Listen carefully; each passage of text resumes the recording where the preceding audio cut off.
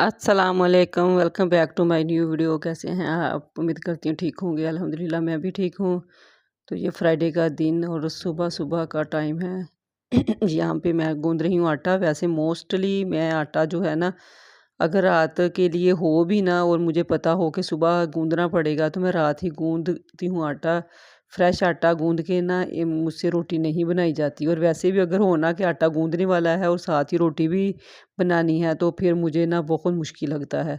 मैं कहती हूँ आटा बस ना हर वक़्त मेरे ना फ्रिज में होना चाहिए कि जब रोटी बनाने की ज़रूरत हो तो निकालो और बना लो। रात इसलिए नहीं गूँधा था क्योंकि रात जैसे मैंने आपको कल वीडियो में बताया था ना कि अब्बू भी आए हुए थे। तो 4 के बजे उन्होंने खाना था खाना, क्योंकि मेरे अब्बू जो है ना वो नाश्ता 7 और 8 बजे के दरमियान में कर लेते हैं। और फिर दोपहर और शाम का बस शाम को भी 4-5 बजे खाते हैं। पता नहीं अब वो लंच टाइम होता है या डिनर होता है, ये आप खुद ही समझ सकते हैं। तो बस ये 2 टाइम उन्होंने खाना खाना है। मैंने अपनी लाइफ में कभी उनकी ये रूटीन जो है ना आगे पीछे नहीं देखी। इवन कि मेरी सारी सिस्टर्स को पता है कि अब्बू की ये रूटीन है और ये वो खाती हैं और वो बहुत सिंपल सी उनकी डाइट है। और 100% में से 1% वो पराठा खाती हैं। यानी अब जैसे मूलियों का सीज़न आ गया है ना, तो वो तकरीबन महीने में 1 दफ़ा वो पराठा खाएँगे बस, वरना वो सादा रोटी और सालन यही उनका नाश्ता होता है। और वो नाश्ता भी उन्होंने 7 से 8 बजे तक कर लेना होता है और फिर दरमियान में वो सारा दिन कुछ नहीं खाते। ये नहीं कि ये खा रही हैं, वो खा रही हैं। और चावल भी वो 100% में से ना 2-3% चावल खाते हैं। और फिर रात का खाना कह लें, दोपहर का कह लें, शाम का कह लें, वो उनका होता है 4 से 5 बजे के दरमियान में उन्हें मिल जाना चाहिए, जो कि सिर्फ़ सादा रोटी और सालन ही होना चाहिए। और इस वजह से जो है ना वो अब्बू को 2 रोटियाँ बना दी और बाकी 3 रोटियाँ जो है ना वो हमारे लिए बनी, जो कि हम तो ज़ाहिर-सी बात है 7-8 बजे वो डिनर करते हैं। तो लेकिन ये है कि मुबीन गया हुआ था सपारे पे। मैंने कहा अगर उसके आने का वेट किया ना कि इकट्ठा आटा भी गूँध के रख लूँगी तो वो फिर गैस ना चली जाए। तो इसलिए जितनी रोटियों का आटा निकला ना वो मैंने आटा गूँध के रोटियां जो है घंटे के बाद मैंने बना ली थी। और फिर ये रात आटा मंगवा लिया था। तो लेकिन मैं ना काफ़ी ज़्यादा थक भी गई थी, अब्बू भी आए थे, उनके पास भी बैठना था।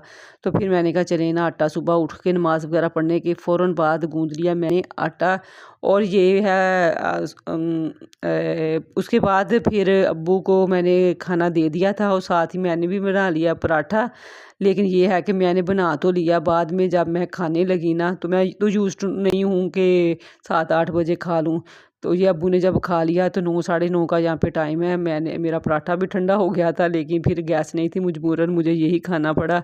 तो यहाँ पे मैं कर रही थी नाश्ता। अब्बू ने ना बच्चे बल्कि अभी रेडी हो रहे थे, उसी दौरान ही मैंने बना दिया क्योंकि बच्चों ने 8:30 पे जाना था। और अब्बू की टाइमिंग जो थी वो उनसे मैंने पूछा, वो कहते मुझे 7-8 के दरमियान में ना रोटी बना देना। तो बच्चों ये अभी रेडी हो रहे थे, मैंने साथ ही उनको जो भी उन्होंने ब्रेकफास्ट करना था उनके लिए भी बना दिया, अब्बू को भी बना के दे दिया। और फिर यहाँ पे मैंने आज सफाई का काम बहुत ज़्यादा नहीं किया, टाइम भी नहीं था। टाइम इसलिए नहीं था, ज़ाहिर सी बात अब्बू आए थे, फिर उनको होता है अगर 5-10 मिनट भी उनके पास ना बैठूँ, इधर उधर हो जाऊँ तो वो आवाज़ें लगाते हैं किधर गई हो, आ जाओ इधर बैठ जाओ, ये वो बातें करने लग गए। तो जस्ट मैंने झाड़ू दिया और टेरेस भी मैंने नहीं मैंने आज धोया, टेरेस में भी मैंने जस्ट झाड़ू लगा लिया। और उसके बाद जो है ना वो फिर मुझे बनानी थी दाल मूंग की दाल। अब्बू मेरे बहुत शौक से खाते हैं, पतली सी हो और उसके अंदर ना रोटी भिगो के ना, तो बहुत शौक से खाते हैं। मेरे अब्बू ना इतना तकल्लुफ़ नहीं होता मेरे अब्बू का, बस ये 2 टाइम उन्होंने खाना खाना है। इस दौरान उन्होंने कोई मतलब दोपहर में अगर कुछ कह भी दें, पूछ भी लेना कि अब्बू ये खाएंगे, वो कुछ भी नहीं खाते। हाँ बहुत कम फ्रूट थोड़ा सा ले लेंगे, बस ये नहीं है कि पकोड़े समोसे ये वो कुछ भी नहीं खाते। और अल्हम्दुलिल्लाह वो कैसा हुआ पेपर? बहुत अच्छा। बहुत कितना MCQ fill in the blanks सारी चीज़ें सही थी। आउट ऑफ कोर्स तो नहीं चीज़ आई जो आपको नहीं आती थी, पक्की बात है? चलो ठीक है, मैं बनाती हूँ पराठे बनाती हूँ। तो यूनिफॉर्म उधर पड़ा है, कपड़े वो चेंज करके आ मेरा बेटा। सच पहले तो नहाना है किस दिन आज? अच्छा उधर बाहर पार्क में। अच्छा चलो ठीक है, आते हैं। कैसा हुआ पेपर ईमान? एवं आर्ट का भी था। आर्ट में क्या बनाया? तो बाल देख सुबह सच्ची बाल देगा अपने। ब्रिंजल बनाए। ब्रिंजल? अच्छा। और फ्लावर, वो साथ क्या? फ्लावर। फ्लावर और बनाना नहीं था, वो सारा और पेस्ट करना था। अच्छा, और मजा आया? हाँ जी। और तुझे बालों को क्या कर लाई हो सुबह, इतने टेंशन हो गई? अच्छा निकाल लिया। अच्छा। और एक ब्रिंजल आया था, फ्लावर आया था। और अल्हम्दुलिल्लाह अबू मेरे 80+ के हैं अभी भी माशाल्लाह। उनकी सेहत जो है ना, हम उनको देखते हैं ना तो हम कहते हैं माशाल्लाह माशाल्लाह, उनकी सेहत ठीक ठाक है। और दूसरा ये भी उनकी सेहत का सीक्रेट है कि वो ठंडा पानी नहीं पिएंगे, वो सिर्फ जून जुलाई के महीनों में नॉर्मल ठंडा पानी पिएंगे। यख ठंडा जैसे हम पीते हैं ना, बहुत ठंडा हो, वो ये भी नहीं पीते। और बहुत ज़्यादा वो कोल्ड ड्रिंक्स, चाय, वो भी मैंने नहीं उनको कभी पीते देखा। कोल्ड ड्रिंक्स तो बिल्कुल भी नहीं पीते। चाय शायद साल में 2-3 दफ़ा पी लिया। आज इसका मैच है, मैंने तो दूसरी पैंट शर्ट निकाली थी। क्यों? तो ये क्यों पहनने हैं? क्या है?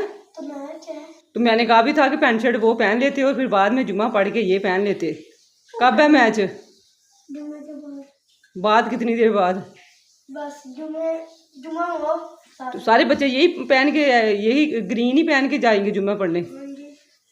चलो सही। कपड़े प्रेस करने का कोई फ़ायदा नहीं हुआ। हालांकि मैंने सबसे पहला काम जो था ना वो कपड़े ही प्रेस किए थे, लेकिन मुबीन ने भी वो पैंट शर्ट नहीं पहनी जो मैंने प्रेस करके रखी थी। उसने ये मैच वाले पहन लिए हैं।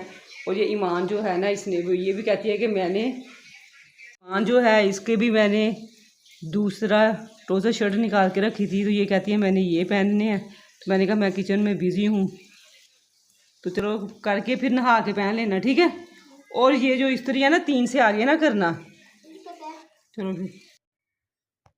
और अगर अब्बू मेरे चाय पीनी भी हो ना तो वो कहते होते हैं 2 चम्मच दूध के, अब यकीन करें, और 1 कप चाय पानी का डालें। इतनी पतली कि हमें मतलब अजीब सा लगता है। लेकिन फिर हमने देखा है कि उनकी सेहत का ना सीक्रेट ही यही है माशाल्लाह। लोग भी देख के कहते हैं कि माशाल्लाह इतनी एज है और फिर भी चलते फिरती हैं। देखें मेरे पास भी आ जाते हैं। मेरी एक बहन काफ़ी दूर है फैसलाबाद से, उसके पास भी चले जाते हैं। तो अल्हम्दुलिल्लाह इस वजह से आप इससे भी अंदाज़ा लगा लें। अक्सर मैं कहती हूँ ना कि मेरे खाने में मिर्च जो है ना वो मैं बहुत कम डालती हूँ, क्योंकि मुझसे स्पाइसी चीज़ तो खाई नहीं जाती, मुझे मज़ा ही नहीं आता। मेरा टेस्ट ना फीकी फीकी चीज़ों का है, चाइनीज़ टाइप। तो इस या शायद मुझे मेरे पेरेंट्स की तरफ से ये है कि हमारे उधर भी मिर्चें नहीं खाते। इवन कि मेरे अब्बू जो घर में हमारे बनती होती थी ना सालन, आज भी जो बनता है, तो वो ये ना सुरख मिर्च पाउडर नहीं डालने देते। वो सूखी मिर्चें नहीं खुशक की हुई वो लेके आते हैं। वो फिर घर में कुंडी में, आप यकीन करें, वो कुटी जाती हैं और वो सालन में डालती हैं। लेकिन अल्लाह का शुक्र है हमें आके नहीं कहते हैं कि वो ही डालो, लेकिन घर में वो कभी भी नहीं डालने देते। और मैं इसी वजह से बहुत कम सुरख मिर्च डालती हूँ। आपने जितनी भी मेरी वीडियोज़ में देखा होगा, और अक्सर मैं कहती भी हूँ कि मैं भाई इतनी स्पाइसी चीज़ें नहीं खाती। अक्सर मैंने देखा है हमारे नेबर से चावल आ जाएं, आप यकीन करें इतनी मिर्चें होती हैं। मेरे बच्चे भी नहीं योग से खाते, और बस ख़त्म करने वाली बात होती है। जितनी फीकी चीज़ होगी ना मुझे उतना ही मज़ा आएगा। मैं सुरख मिर्च ये बहुत ज़्यादा, मेरे से स्पाइसी चीज़ें खाई ही नहीं जाती।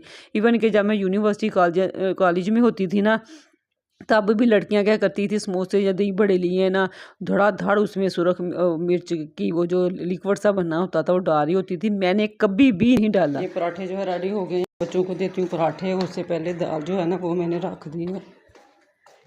नहा लिया चलो, बस बाद में खा लेना, पहले खाना खा लो।